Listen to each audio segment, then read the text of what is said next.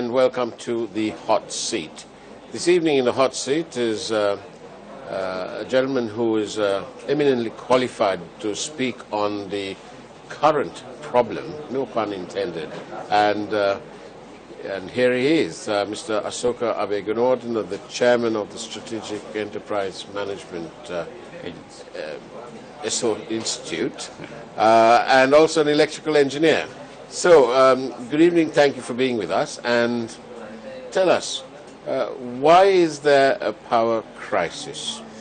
Yeah, we have two issues right now. Firstly, during the last 6 months, we faced island-wide blackouts on 3 occasions. Yeah. That's first issue. The second issue is now the CEB is claiming that they cannot provide 24/7 electricity during these days because of lack of water resources in the water reservoirs in the hydropower plants.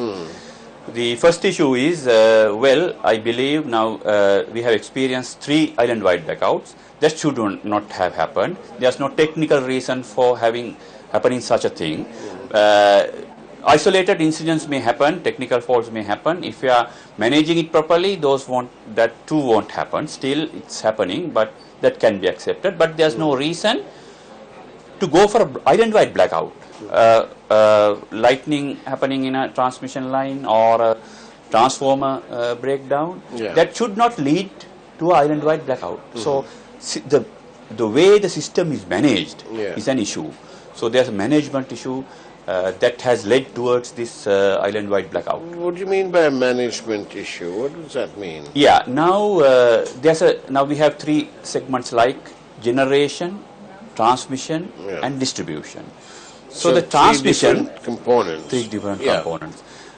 The transmission is the most important thing because that carries all the power generated to the distributing ends.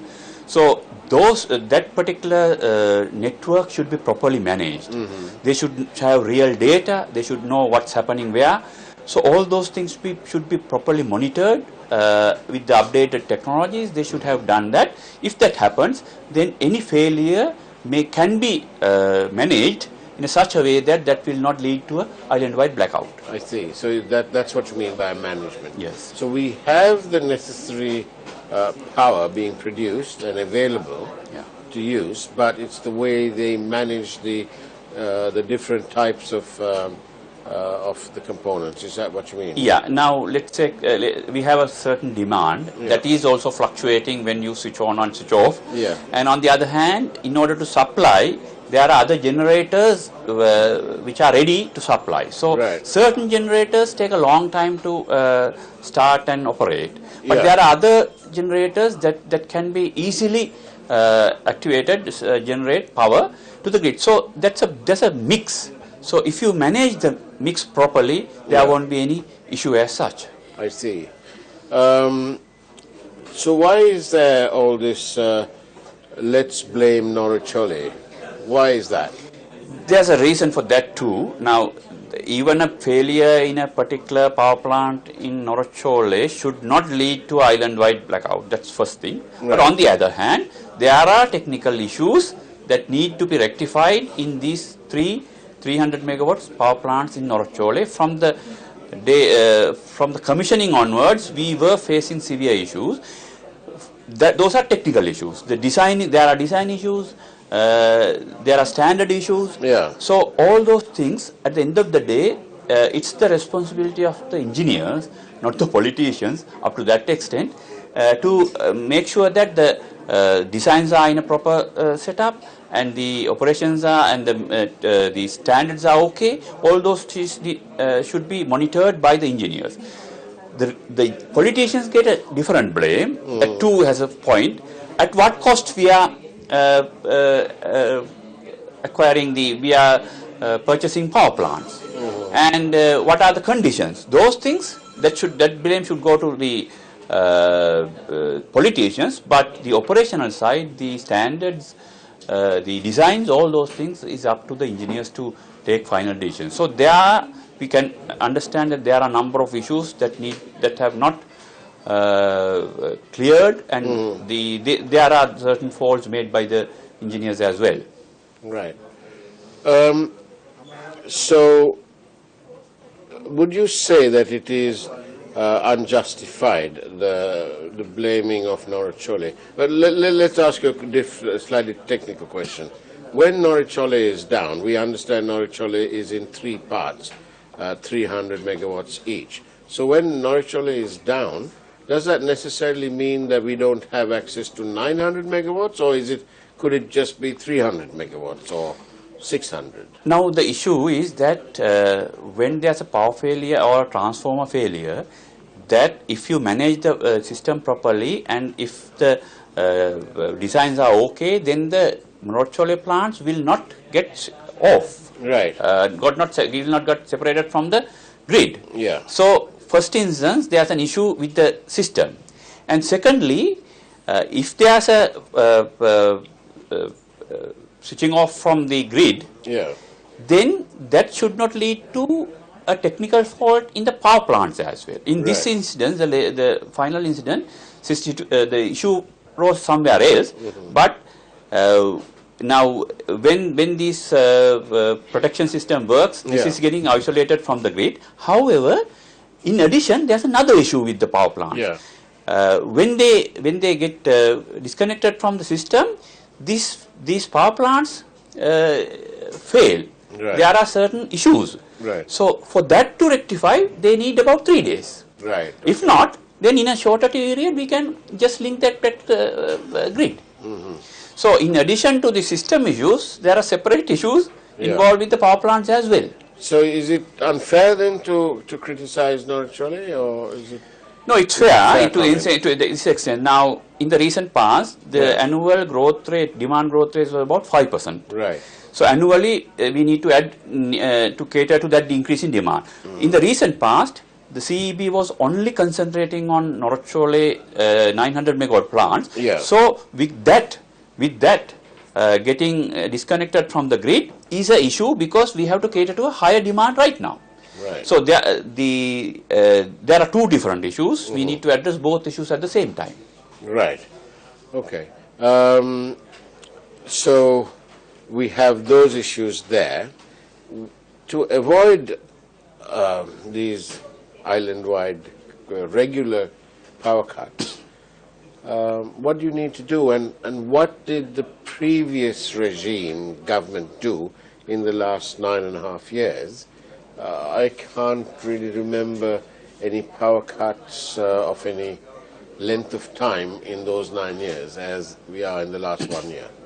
Yeah, issue is now, as I mentioned, there's an increase in demand. We have newer power plants. So with the increase in demand, only the issues will come. So at the initial stage, when they commissioned the power plants, though there were issues involved with the power plant, that did not lead to a island-wide blackout. But now it's very sensitive, because at the same time, there were few private power plants.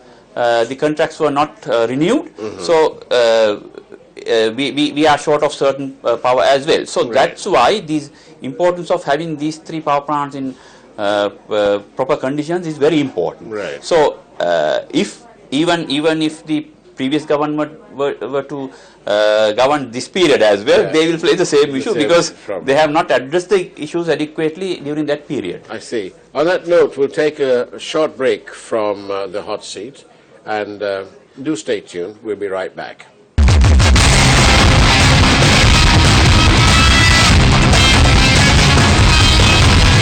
Hello, good evening, and welcome back to the hot seat, where today we have Mr. Asoka Abe Gunawarna. You're an engineer, so do you see, does your heart bleed when you look at the Norochcholai, and do you think there's something fundamentally wrong here? Definitely. Actually, in order to address this, we need to get a number of things rectified. Firstly, the system should be managed properly. We need to attend to that. If they lack capacity, then we need to get external expertise to rectify these things. It should be in proper conditions. That's what even that was recommended by the expert committee, expert team hired by the Public Utilities Commission. So that's one aspect. Secondly, we need to rectify the issues at Norochcholai. For that, electrical engineers cannot handle that on their own. We need to get mechanical engineers as well, and they should be competent enough to do that. So that also we need to be addressed. We know that something has happened in the past, but we need to rectify those. And thirdly, the way this is happening indicate that the CEB as an entity, which is a mega entity in this context, is not handling the management part properly. So this is a big enterprise that should be managed in a business setup. That's not happening. So we need to inject professionalism to the CEB management. Engineers too, I have witnessed that not only within the CEB but as a whole in the government sector, the capacity or the professionalism of the engineers and all the other experts are deteriorating because they move to private sector and go overseas. So as a result, I believe there's a lack of capacity within the among the engineers as well. And in addition, we need to get the other managers, we need to get financial experts in order to run an enterprise like this. Right. So that we need to address. And the fourth important thing is, in the long run, we should have a proper long-term generation expansion planning in order to avoid these things happening in the future, because the selection of proper power plants is very important, to which fuel we are going and which period we are commissioning those things, and also whether the system is ready for that. So system upgrading, the transmission line expansion, all those things should be done in a proper way, because if they did it in a proper way since 1990, when we had just completed the large Mahavali complex, we shouldn't have witnessed these things right now if we had followed a proper path. So in order to avoid this in the future, we need to concentrate on long-term generation and transmission expansion planning. And how big should our renewable energy input be? How much of what should be the reliance on renewable energy? Well, in early 90s, we received, we got electricity 99% from hydropower, which is a renewable source. So there's no condition that renewables cannot supply. Then later on, we shifted that attention to coal. As there was a delay, then we shifted to oil. So all these things were happening. Then the system, the transmission system was designed in such a way to absorb coal power, central power plants. Then we come to a conclusion that we cannot absorb more renewables. So it's incorrect to say that we cannot inject renewable energy to the system. In order to do that, we need to have a proper plan based on the government policy, which says that we need to go for 100% renewables. That was the clear mandate given by the people. But unfortunately, the CEB's generation plan submitted to the government in 2015 was not in line with the government policy. So as a result, the government refused to accept that, to approve that, and they need to rework. So if that happens, then we can understand, well, we can get 100% from renewables. For that, we need to go for a different transmission expansion planning. If that happens, then there's no issue. And in addition, there's another issue that we need to address. Renewables, it's solar, it's wind, it's biomass, but for solar and wind, we can tap only when it's available. But we will be, the demand will be at some other time. So storage is also important. So storage can be done. There are pumped water storage power plant proposals for which CEB has agreed. So those things should be incorporated. If so, then there's no issue as such for providing electricity through renewables.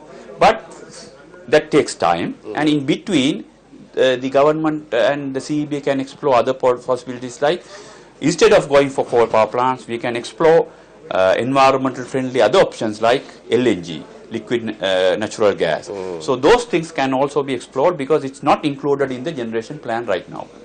You say that, but we have information that there has been a proposal made for an LNG-powered power plant, but apparently the letter hasn't seen the light of day with government officials. Do you think it's possible that somebody has made a yes, definitely sort of there were a number of proposals. The issue is the CEB and the government has to consider these proposals as unsolicited, as if the initiative is not from the government side. So the government initiative towards natural gas is not there because long-term generation expansion says that it's costly. But if you go for open process, then the bidders will show whether it's costly or not. So even the Sampur power plant, the negotiations happen with only a single party, which is costly. So if the government goes for open process, then they can understand whether coal is cheaper or natural gas is cheaper. So that's very important for us to come to a conclusion. On that note, we'll take another short break. Do stay tuned. We'll be back to the hot seat shortly. Welcome back to the hot seat, where we're joined this evening by Mr. Asoka Abe Gunawardena. Mr. Abe Gunawardena, why is Sampur such a contentious battlefield?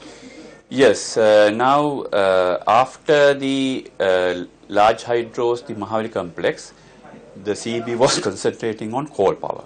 Original proposal was to have a coal power plant in Norochcholai because of the natural harbour we had. Then it was finally shifted to the western part of the country. There we had 900 megawatts of coal.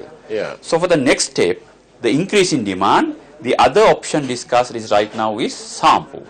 So that's why it's that important, because if we have no proper implementation of Sampur, or if we have no proper alternatives for that, then we will be short of power in the near future to meet the increasing demand by 2020 or beyond that. So for that reason, Sampur is very important. But the issue is, Sampur should have commissioned this year or by next year if the proper plan, the original plans were implemented. That was not happening, and the core issue behind that is that this is not an open process. The Sampur plant was awarded to a joint venture company which was formed by the Indian NTPC and CEB together. So it's also not an open process, and from the initial stage onwards there were issues regarding the efficiency or the quality of the power plant, and the pricing also is an issue. As we are purchasing it from a private party, we have no clue at what price we are going to purchase energy. So this is very important, because 900 megawatts, it's CEB owned. But this particular 500, and which is going to upscale to 1000 megawatts, it's privately owned. This is the largest privately owned power plant in the country if that is implemented. So there were a number of issues involved with that, and in addition, the alternatives are not properly investigated. The issues, in addition to the financial issues and the implementation issues, there are other issues like environmental issues and the social issues discussed right now. And beyond that, my gut feeling is that I was always against coal power, because coal we need to purchase right throughout the project period, because we have our own coal mines. But there's we have enough renewable energy. Unlike in certain other countries in the world, we get year-round sunshine, and because of that reason we have all the other renewables, and there's a possibility of having natural gas in our territory in the sea. So this is in the Mana Basin. Mana Basin. That is, the potential is more for natural gas than oil. Still, in that context, if you go for indigenous resources, then definitely we should not promote coal. Coal is the dirtiest fossil fuel in the world. As we were discussing about climate change issue, this is not a favorable condition. So we need, my request to the government is that we need to explore switching the Sampur coal power plant to some other source, and identify other locations or at the same location, Yeah. the other options. Thank you for that explanation. Now, I want to ask you, environmentalists say that coal is bad news. Yes. It's bad news because they say that it's environmentally unfriendly. But we also note that they've been in the business for a long time. Is it environmentally unfriendly? For two reasons. Global environmental issue is there, which is called climate change. Yeah. Climate change issue, now we are witnessing higher temperatures, meaning that worldwide the global average temperature has increased about a degree right now. Right. There's a tendency to go for 2 degrees. Yeah. The worldwide discussion is to at least to limit the increase to 2 degrees. Right. So in that context, definitely all countries in the world should go for non-coal options and non-fossil options by 2050 if we are to limit the global warming to 2 degrees, and if we are to limit to 1.5 degrees increase, we need to stop all coal plants by 2030. So in that context, coal is not a favorable option in the sense of environmental issues. And local issues is the other important. Yeah. Now we have the sulfur dioxide, nitrogen and other stuff which leads to acid rain, Yeah. which will influence our historical kingdom in the Anuradhapura Polonnaruwa area, and also the vegetation. So a lot of other issues are there. So as a whole, on environmental grounds, on social grounds and on economic grounds, I think, and as based on the government policy for which the government, the people have given the mandate, we need to go for shift away from coal to other sources. So we need to seriously consider not going ahead with Sampur coal power plant, and instead of that go for renewables and other stuff like LNG. And what can we do now? We have, for example, in the north, we're told that there are 2 power stations which can collectively, together, they can supply all the power requirements of, say, Jaffna. Yet we have a situation where a group of people have gone to court and managed to get an injunction against one of the companies, and they are hopeful to sort of get back into making power. And every time these projects start, the government, or the CB, relies on reports from the AG's department, for the Attorney General's department, for support on the technicalities of the contract. But is there, Mr. Asoka, in your knowledge, is there any instance where the CEB have actually produced their contract with a provider and said, you are in breach of this clause and you need to pay us this amount of money? I.e., has the CEB ever held any contractor responsible in a matter that is most important for the people, power cuts? Definitely, we were discussing this for last 20 years because a lot of the IPPs, independent power producers, the contracts with them were not in a proper condition, negotiations did not happen in a proper way, and on the other hand, whether they are adhering to the conditions is also an issue, and there's a tug of war within the CEB itself regarding this, because this is a private power party. So whether they are allowing the private parties to operate in a favorable condition is one aspect, and on the other hand, whether they are trying to do on their own. So these contracts were not properly negotiated, and as a result, we are suffering from that. As you have pointed out, originally we had this emergency power because of the situation prevailing in that period. Now it's not an issue right now. So we need to go for proper negotiations and provide necessary requirement to satisfy necessary requirements. And along with that, we have come to the end of our time. Thank you, Asoka Abegunordna, for being in the hot seat today, and we look forward to welcoming you another time. So thank you very much.